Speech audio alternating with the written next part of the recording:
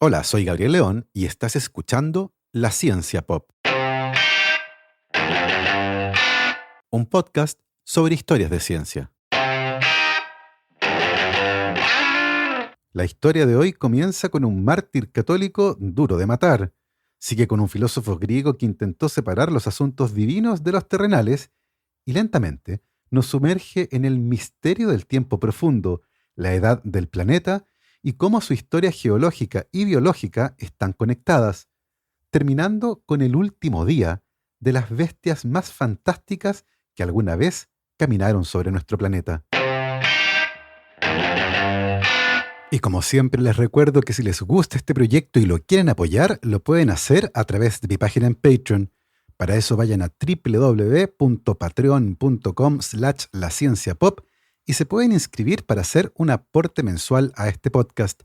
Agradezco como siempre los aportes de mis queridos patrons: Cristiano Teiza, Andrés Altamirano, Sebastián Toledo, Alberto Montt y Laura, Claudia D'Alenson, Diego Molina, Germaín Araya, Pedro Maldonado, Sandra Galás, Ana Lucía Luna, Romina Mattioni, Simón Castillo Riedemann, Diego Socias, Luciano Cisterna, Ricardo Yáñez, Fernando Montenegro, Matías Van der Straten, Francisco Soto, la familia Flores Noguer, Manuel Morales, Daniela Allendez, Fernando Rode, la familia Helfman von de Sauer, Giuseppe Carufo, David Pelao Pérez, Sebastián Umaña, Eugenio Grasset, Carolina Valle, Berurín Illeco, Michelle Baró, Cristóbal Muene, la familia Serpa Rebolledo, Juan Berlinger, Pablo y Milesita Villalobos, José Tanús, Rosario Calderón, Pedro Castillo, Michael Cavalar, Adrián Cataldo, Rafaela Hidalgo, el EC Podcast, Keiichi Minamoto, José Luis Ulloa, Amanda Larraín y Marcela Martínez.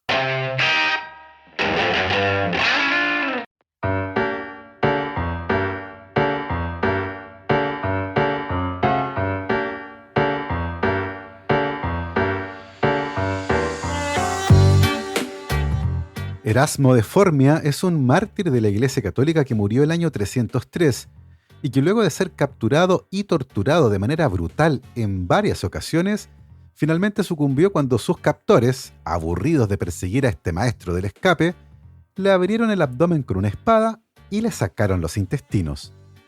Por eso se le conoce como el santo patrono del dolor abdominal.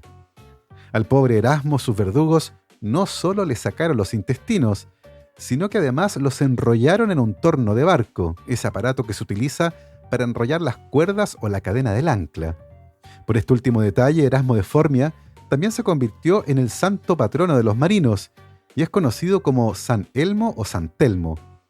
Parte de esta historia está oculta en las representaciones de su figura, ya que usualmente se le muestra sosteniendo una vara con algo enrollado en ella. Ese algo son sus intestinos. El nombre de San Elmo también lo encontramos asociado a un curioso fenómeno atmosférico que ha sido descrito desde la antigüedad y que se manifestaba en las noches de tormenta, cuando a veces aparecía en la punta de los mástiles de los barcos un fulgor azulado, el que los marinos llamaban el fuego de San Elmo y que presagiaba el final de la tormenta.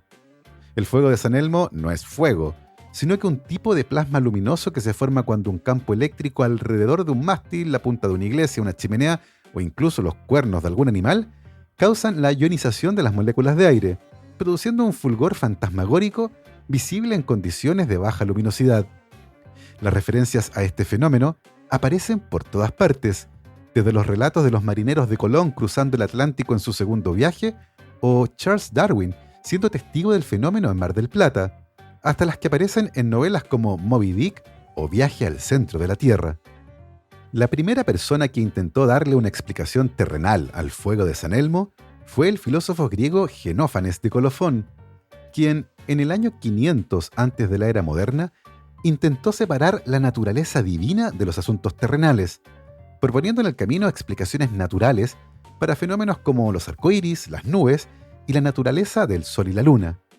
Genófanes atribuyó el fuego de San Elmo, conocido en aquella época como Dioscuri, a pequeñas nubes que al agitarse brillaban. Genófanes también intentó explicar otro hecho curioso: la existencia de rocas con formas de criaturas marinas que era posible encontrar en las montañas de Grecia. Para él, esto era evidencia de inundaciones catastróficas que habían empujado a estas criaturas hasta la parte alta de las montañas. La existencia de fósiles de criaturas marinas en lugares altos o de fósiles de criaturas que claramente ya no existían se convirtió en un punto de gran conflicto entre quienes intentaban responder estas preguntas desde la filosofía natural y las respuestas que la religión entregaba, particularmente el relato del Génesis. En el siglo XVII, el naturalista francés Isaac de Peyrère publicó un libro en el que se refería, entre otras cosas, a las curiosas herramientas talladas en piedra que había encontrado en unas cavernas, y sugirió que tal vez eran obra de hombres que habían vivido antes de Adán, una afirmación osada que automáticamente lo convirtió en hereje y que hizo que su libro fuera quemado en un acto público en París en 1655. Por esa época, la línea del tiempo de la Tierra comenzaba con la creación, que, de acuerdo con el análisis realizado en 1650 por el arzobispo James Ussher, había ocurrido el 23 de octubre del año 4004 antes de la era moderna, lo que quería decir que la Tierra tenía un poco más de 5600 años. El mismísimo Isaac Newton concordaba con estos cálculos, lo que de alguna forma le dio validez científica a esta Tierra joven. Cuando en 1749 el naturalista francés Louis Leclerc publicó el primero de los 36 volúmenes de su trabajo en Historia Natural, lo hizo afirmando, entre otras cosas, que algunos animales se habían extinguido y sugirió incluso un mecanismo que hoy nos recuerda a las ideas de la evolución de Darwin. Nuevamente, a la Iglesia no le cayeron muy bien estas ideas, y tal como con Galileo, Leclerc fue obligado a retractarse. Sin embargo, la revolución ya había empezado.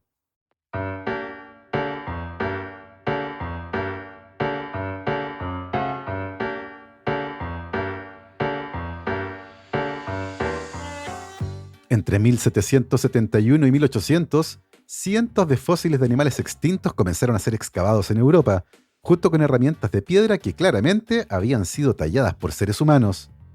Lentamente, la imagen de un planeta habitado por mamuts, tigres dientes de sable y rinocerontes lanudos comenzó a hacer tambalear el relato bíblico de la creación y contaba una historia biológica mucho más compleja, una que además requería otra cosa: tiempo, enormes cantidades de tiempo.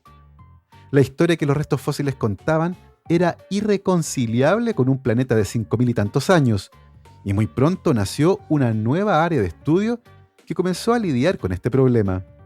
Su primer gran representante fue el escocés James Hutton, un hombre que tuvo la fortuna de nacer al alero de una familia rica, lo que, entre otras cosas, lo liberó de tener que trabajar para ganarse la vida, y a pesar de haber estudiado medicina, Hutton nunca la practicó. Con el futuro asegurado, podía dedicarse a cosas que no generaban dinero, como hacerse preguntas sobre la naturaleza. Y Hutton comenzó a hacerse preguntas sobre las rocas y los minerales. Durante años se dedicó de manera autodidacta a estudiar las rocas y sus relaciones espaciales, y hacia el año 1788 llegó a una conclusión extraordinaria. La Tierra, nuestro planeta, era inconmensurablemente antiguo, una conclusión herética y científicamente difícil de probar, una a la que llegó observando rocas. En este punto es importante mencionar que existen tres tipos principales de rocas. Las rocas ígneas son producto del enfriamiento y solidificación del magma o la lava. Este enfriamiento puede ocurrir dentro de la corteza terrestre, en el caso del magma, originando rocas ígneas intrusivas, como el granito. En el caso de la lava, cuando ésta entra en contacto con la atmósfera o el agua del océano, genera rocas ígneas extrusivas, como el basalto. El segundo tipo de rocas son las sedimentarias, que se forman gracias a la acción erosiva que afecta a rocas preexistentes y cuyo material fragmentado es llevado por el viento o los ríos hacia zonas donde se puede asentar, como el fondo marino, formando capas horizontales que se depositan una sobre la otra y que con el paso del tiempo y sometidas a la presión de las capas superiores, forman rocas. Finalmente están las rocas metamórficas, las que se forman cuando las rocas ígneas o sedimentarias son sometidas durante periodos prolongados de tiempo a altas presiones y temperaturas, convirtiendo, por ejemplo, a la piedra caliza en mármol. Este tipo de rocas son comunes en cordilleras como la de los Andes. En 1788, James Hutton viajó junto con otros 2 científicos, ambos escépticos de sus ideas, a un lugar en la costa de Escocia llamado Siccar Point. Fue en ese lugar que Hutton encontró lo que andaba buscando. Se trataba de una formación de rocas sedimentarias muy particular, en la que la orientación de la roca no era horizontal, que es como se forman los sedimentos por la acción de la gravedad, sino que vertical. La roca tenía la apariencia como la de libros en un estante, una posición completamente distinta a la que debió tener al momento de formarse. Sobre esas rocas había otras, también sedimentarias, pero esta vez orientadas de manera horizontal, tal como se habían formado. Lo que Hutton encontró en Siccar Point solo puede explicarse si una roca sedimentaria depositada en el fondo marino de manera horizontal se levantó y reorientó hasta quedar vertical, gracias a la acción de terremotos y otras fuerzas de la naturaleza. Los 3 hombres que formaban parte de la pequeña expedición entendieron inmediatamente que tal cosa solo podía ocurrir en intervalos de tiempo gigantescos. En Siccar Point se dieron cuenta que la Tierra no podía tener 6.000 años, debía tener cientos de miles, tal vez millones, tal vez miles de millones de años. Si Copérnico, Galileo, Kepler y Newton nos sacaron del centro del universo, Hutton nos mostró el abismo del tiempo. Ese día, a fines del siglo XVIII, nació la geología moderna y nos comenzamos a adentrar en el tiempo profundo. Si bien Hutton fue bendecido con dinero suficiente como para perseguir sus intereses personales, lo que le permitió convertir a la geología en una ciencia moderna, no se puede tener todo en la vida, y no tuvo tanta suerte cuando se trataba de sus habilidades como escritor, las que eran de hecho bastante espantosas. En la década de 1790, James Hutton publicó un intragable tratado de 3 volúmenes y más de 2.000 páginas de longitud, con el osado título de Una investigación sobre los principios del conocimiento. Ese libro era el engendro que había nacido cuando los amigos de Hutton lo alentaron a expandir un artículo anterior que había escrito, el que era inentendible. Lo alentaron para que lo convirtiera en un libro con la conmovedora esperanza de que de alguna manera pudiera tropezar con la claridad que un formato más expandido pudiera otorgarle. No funcionó. Lo único que consiguieron fue aumentar el caos y el horror. Al final, la gente se enteró de las ideas de Hutton principalmente por los escritos de su buen amigo, John Playfair, uno de los escépticos que lo acompañó en su viaje a Siccar Point y que se convirtió en el más fuerte promotor del trabajo de Hutton. Playfair publicó en 1802 un libro titulado Ilustraciones de la teoría huttoniana de la Tierra, libro que sí tuvo un gran impacto. De manera paradójica, James Hutton murió por complicaciones derivadas de una cirugía a la que se sometió para extraer cálculos de su vejiga en 1797. El inicio del siguiente siglo solo vería la consolidación de sus ideas y las investigaciones sobre geología, particularmente las vinculadas a rocas sedimentarias, abrieron la compuerta del tiempo y les mostraron a los naturalistas un mundo extinto. Era en las rocas sedimentarias, las que se forman en condiciones más amables, las que podían conservar fósiles que lentamente nos permitieron reescribir el libro de la vida en la Tierra. Lentamente, los geólogos y paleontólogos se dieron cuenta de que las rocas sedimentarias que incluían fósiles eran como una suerte de máquina del tiempo, un archivo que nos mostraba seres extintos que habían vivido en otras épocas. Para organizar ese archivo, se propuso una escala de tiempo geológico que abarca los 4.000 millones de años de vida del planeta y una división del tiempo que incluía eones, eras, períodos y épocas, yendo de las divisiones más grandes a las más pequeñas, tal como vamos de años, meses, semanas a días. De toda la historia geológica de la Tierra, los últimos 540 millones de años corresponden al eón fanerozoico, el actual, y todos los fósiles de animales hallados alguna vez son de ese eón. Muy pronto, la acumulación de conocimiento en esta área y la identificación y datación de fósiles en ciertos estratos empezó a pintar un panorama oscuro. Había ciertos estratos, que correspondían en la escala temporal a ciertos periodos de la historia, que mostraban una gran cantidad y diversidad de fósiles para luego, en los estratos superiores, más recientes en términos comparativos, mostrar una abundancia menor de fósiles, los que además representaban menos especies. El año 1982, en un trabajo ahora clásico publicado en la revista Science, los paleontólogos David Rope y Jack Debkowski ofrecieron una explicación a este curioso fenómeno, proponiendo que las drásticas caídas en el registro fósil en ciertos periodos de la historia geológica correspondían a extinciones masivas. Probablemente la más importante es la que separa a los periodos pérmico, el último de la era paleozoica, del Triásico, el primero de la era mesozoica. Esa extinción, que arrasó con la vida sobre la Tierra, es conocida popularmente como la Gran Muerte y acabó con el 90% de todas las formas de vida sobre la Tierra. Se cree que fue causada por una prolongada y violenta actividad volcánica en la zona de la actual Siberia, la que habría provocado una acumulación gigantesca de dióxido de carbono en la atmósfera, causando un aumento de la temperatura, la acidificación de los océanos y una baja dramática en la cantidad de oxígeno en estos. Ese evento, ocurrido hace unos 252 millones de años, despejó la pista para la aparición de las que son probablemente las bestias más fantásticas que alguna vez hayan caminado sobre este planeta. Los dinosaurios se convirtieron en los amos y señores de la Tierra durante 186 millones de años. A modo de comparación, nuestra especie lleva apenas unos 300.000 años en la Tierra. Para que se hagan una idea de la diferencia, si los dinosaurios hubieran existido por un año, nosotros llevaríamos apenas medio día sobre la Tierra. El registro fósil de los dinosaurios se detiene violentamente hace unos 66 millones de años, en el límite entre los períodos Cretácico, el último de la era Mesozoica, y el Paleógeno, el primero de la era Cenozoica. Todos los fósiles de dinosaurios hallados se encuentran en ese período, que va entre los 252 millones de años y los 66 millones de años atrás. No se ha recuperado jamás un fósil de dinosaurio después de ese límite, conocido como límite KPG, por Cretácico y Paleógeno. Ese límite también marca una extinción masiva, una que barrió no solo con los dinosaurios y cuya causa ha sido tema de candentes discusiones.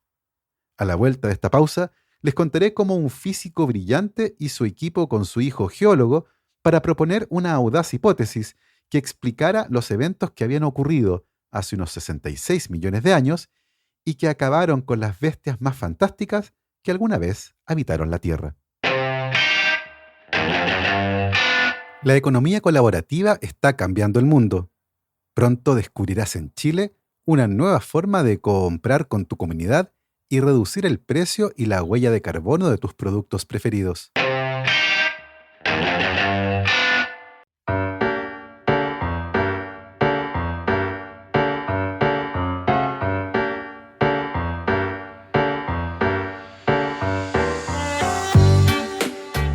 El 3 de octubre de 1935, Italia atacó e invadió Etiopía, una acción que le valió sanciones económicas por parte de la Liga de las Naciones, un organismo precursor de las Naciones Unidas.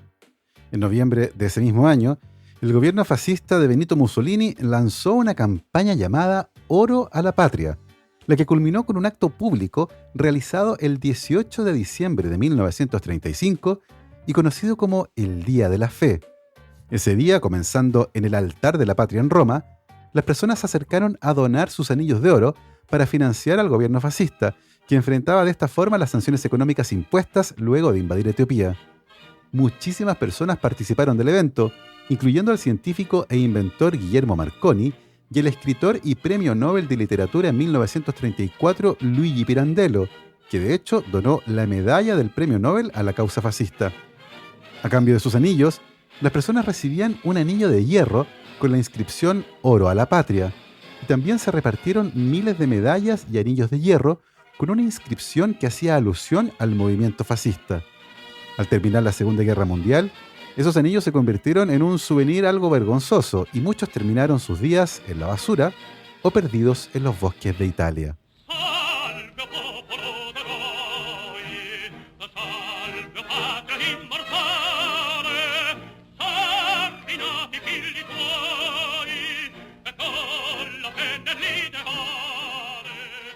A mediados de la década de 1980, el geólogo Alessandro Montanari estaba trabajando en la zona de Gubbio, al norte de Roma. Montanari estaba haciendo su doctorado en geología en la Universidad de California en Berkeley, pero estaba trabajando en terreno en su natal Italia, tomando unas muestras muy especiales.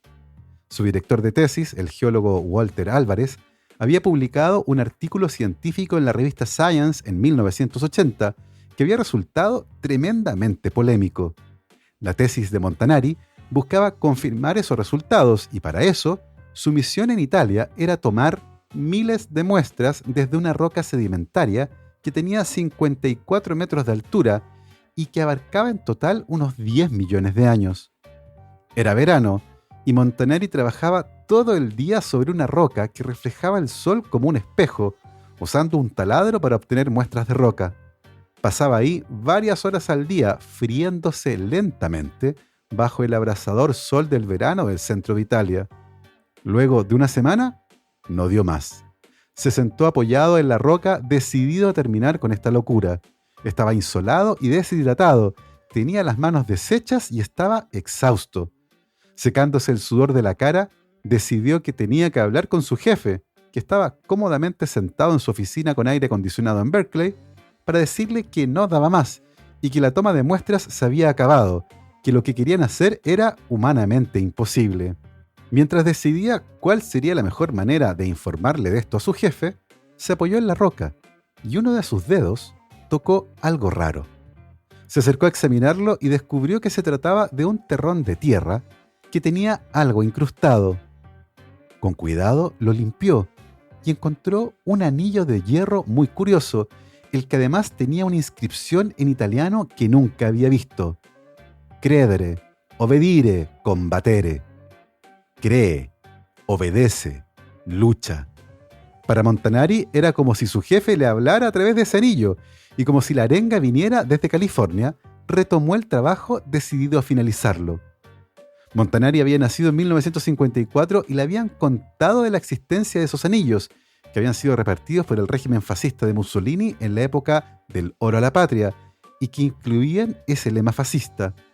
Alessandro Montanari finalmente terminó la titánica tarea y logró reunir evidencia suficiente para publicar el año 1990 su propio artículo en Science, uno que confirmaba lo que su director de tesis había publicado 10 años antes y que sostenía que los dinosaurios habían desaparecido por culpa de un objeto extraterrestre, un asteroide de unos 10 kilómetros de diámetro que había caído a la Tierra hace 66 millones de años. Luis Álvarez fue un brillante físico estadounidense que ganó el Premio Nobel de Física en 1968. Nieto de un médico nacido en Asturias e hijo de un investigador biomédico, Álvarez se interesó desde pequeño en la ciencia y se convirtió en uno de los físicos experimentales más importantes de la segunda mitad del siglo XX.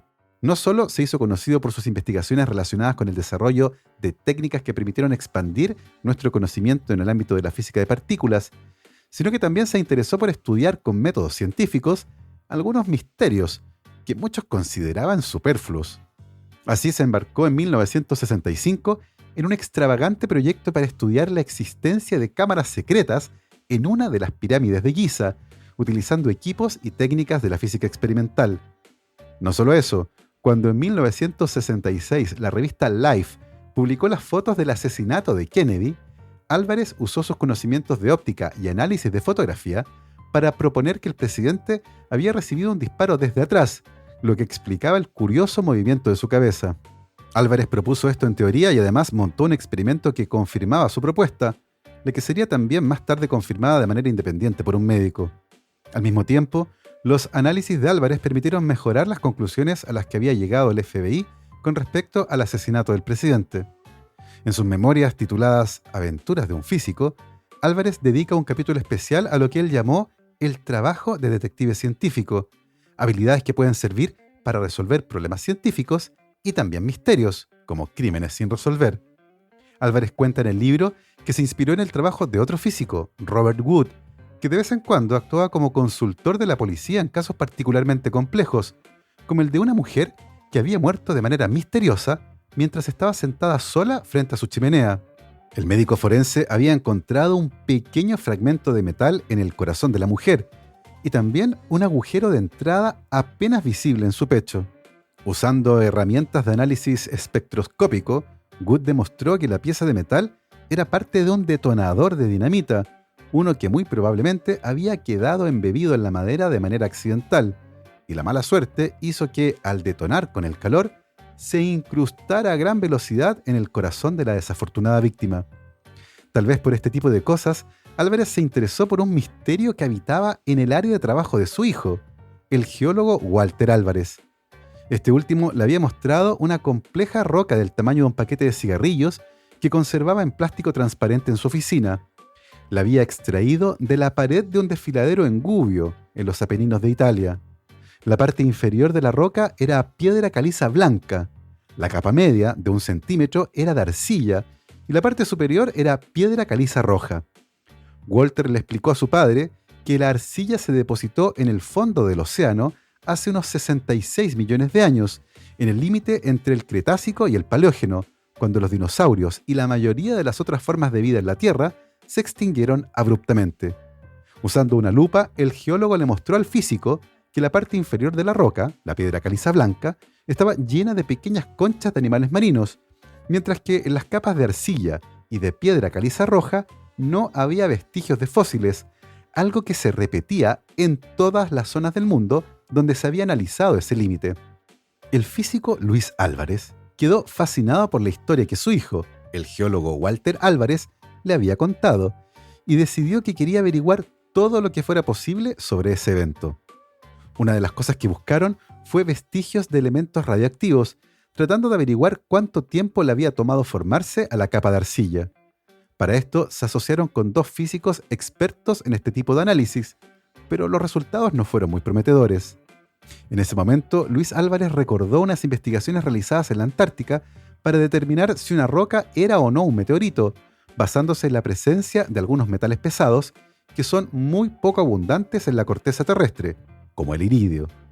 Para sorpresa de todos, la franja de arcilla de 1 centímetro de espesor era muy rica en iridio, con una concentración 300 veces más alta de ese metal que la encontrada en las capas inmediatamente arriba y abajo del límite KPG.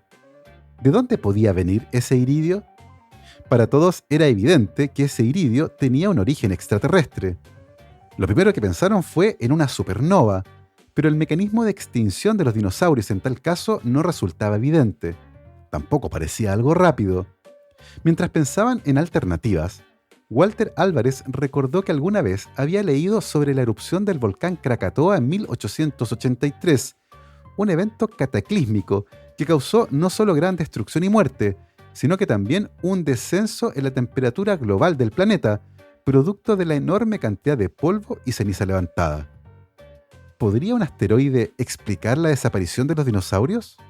Según los cálculos del grupo de investigadores, y teniendo en cuenta la concentración promedio de iridio en meteoritos detectados antes en la Tierra, para dejar esa marca de iridio en la franja KPG, una roca de origen extraterrestre de unos 10 kilómetros de diámetro había chocado con la Tierra en algún lugar desconocido hace 66 millones de años, causando no solo un evento cataclísmico a miles de kilómetros a la redonda, sino que además oscureciendo completamente el cielo por varios años, deteniendo la fotosíntesis, interrumpiendo las cadenas tróficas y matando rápidamente a los dinosaurios. Era la hipótesis que mejor calzaba con las observaciones, hipótesis que publicaron en un estudio en la revista Science en junio de 1980, causando reacciones encontradas. Si bien muchos aceptaban la idea como una muy plausible, otros la consideraban incompleta.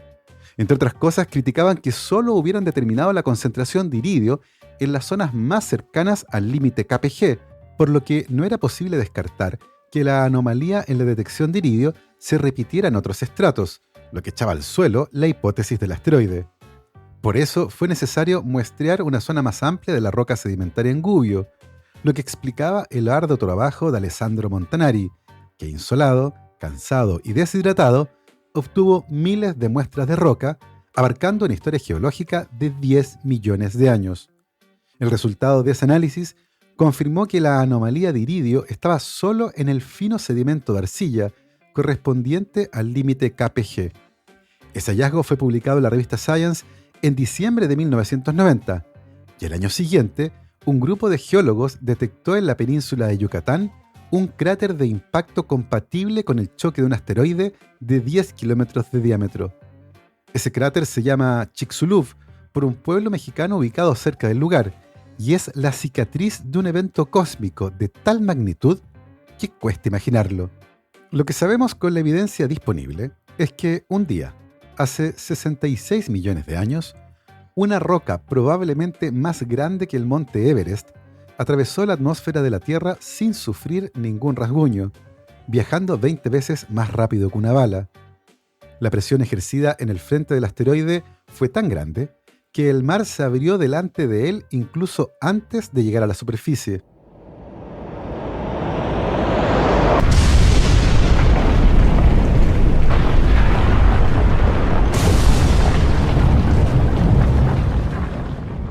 Al momento del impacto, la temperatura superó la que podemos encontrar en la superficie del Sol, y el material incandescente derivado del impacto causó incendios masivos en Asia. Luego del impacto, restos de nuestro planeta fueron eyectados a tal velocidad que escaparon de la órbita terrestre y llegaron a la Luna. No solo eso, se estima que varios cientos de kilos de material terrestre pudieron perfectamente bien haber llegado a las lunas de Júpiter y Saturno. El año 2017, el periodista Peter Brennan publicó un libro llamado El fin del mundo, donde describe, entre otras cosas, la magnitud del impacto del asteroide Chicxulub. Conversando con el geofísico Mario Rebolledo, Peter Brennan le preguntó: ¿entonces probablemente hay pequeños trozos de huesos de dinosaurio en la Luna? Y Rebolledo le dijo: sí, probablemente. En marzo del año 2010, un grupo de más de 40 investigadores publicó una revisión en la revista Science, en la que se refieren al consenso existente actualmente con respecto al asteroide Chicxulub y la extinción masiva en el límite entre los períodos Cretácico y Paleógeno. Estos hallazgos han motivado a varios científicos a hablar en público sobre la importancia de tener un sistema de monitoreo de asteroides potencialmente peligrosos, y han urgido el diseño de tecnologías que permitan desviar la trayectoria de un asteroide que tenga una ruta de colisión directa con la Tierra, un asunto de vida o muerte. Así, hemos llegado al final de este viaje de 4.000 millones de años por la historia de nuestro planeta. Espero que lo hayan disfrutado.